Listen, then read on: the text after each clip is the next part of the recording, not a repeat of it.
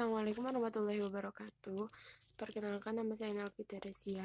Saya kelas 1A semester 1 Prodi PGSD Kampus STKIP Bina Mutiara Sukaraja Sukabumi. Saya di sini akan menjelaskan tentang landasan filsafat pendidikan.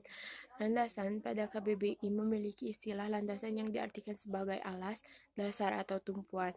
Landasan dapat diartikan sebagai suatu alas atau dasar pijakan dari sesuatu hal, suatu titik tumpu atau titik tolak dari suatu hal, atau suatu pondasi tempat berdirinya suatu hal.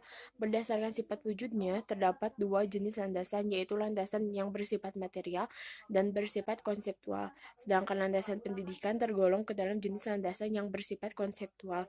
Filosofis berasal dari bahasa Yunani yang terdiri atas suku kata philein atau philos yang berarti cinta, kemudian kata sophos atau sophia yang artinya kebijakan, hikmah, ilmu, dan kebenaran.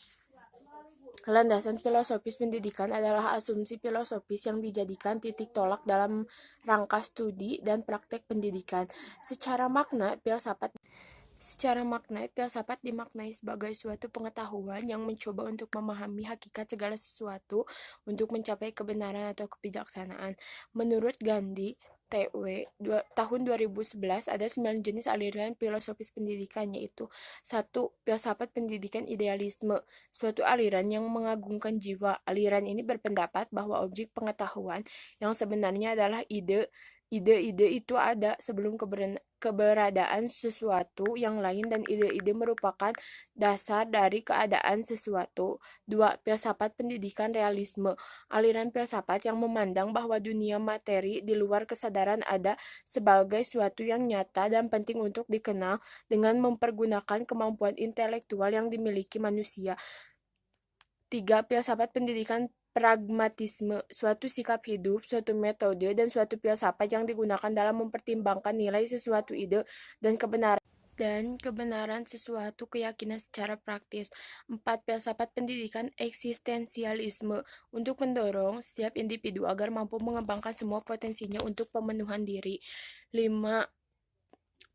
Progresivisme, lebih banyak berpusat pada eksperimentasi yang berdasarkan investigasi ilmiah sains modern.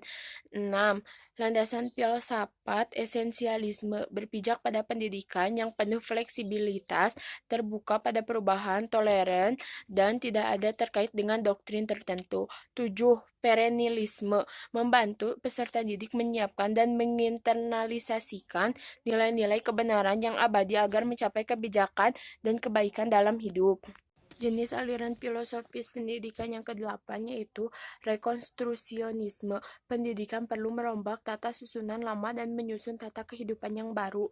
Yang ke-9 yaitu landasan filsafat behaviorisme, ditentukan pada penambahan pengetahuan, sedangkan belajar sebagai aktivitas mimetik yang menuntut pembelajar untuk mengungkapkan kembali pengetahuan yang sudah dipelajari dalam bentuk laporan, kuis, atau tes. Landasan filosofis pendidikan di Indonesia, yang pertama yaitu Pancasila merupakan dasar filosofis negara. Yang kedua, Pasal 2 Undang-Undang Republik Indonesia Nomor 20 Tahun 2003 tentang Sistem Pendidikan Nasional menyatakan bahwa pendidikan nasional adalah pendidikan yang berdasarkan Pancasila dan Undang-Undang Dasar Negara Republik Indonesia tahun 1945. Implikasi landasan filsafat pendidikan, yaitu sekolah sebagai lembaga formal berkewajiban membantu peserta didiknya hidup sesuai agama yang diyakini, menjunjung nilai-nilai kemanusiaan, gemar melakukan kegiatan-kegiatan kemanusiaan, dan berani membela kebenaran dan keadilan. Sekolah merupakan lembaga yang utama memupuk rasa kebangsaan. Selama pelaksanaan kegiatan belajar mengajar, guru hendaknya memberi kesempatan kepada siswa-siswa untuk mengemukakan pendapat. Di sekolah perlu dipupuk dan dikembangkan sikap suka menolong, suka bekerja keras, dan suka bekerja sama, serta menghargai orang lain yang memberi manfaat untuk kesejahteraan bersama. Demikian yang dapat saya presentasikan. Apabila ada kesalahan yang saya ucapkan, saya mohon maaf. Terima kasih atas waktunya. Wassalamualaikum warahmatullahi wabarakatuh.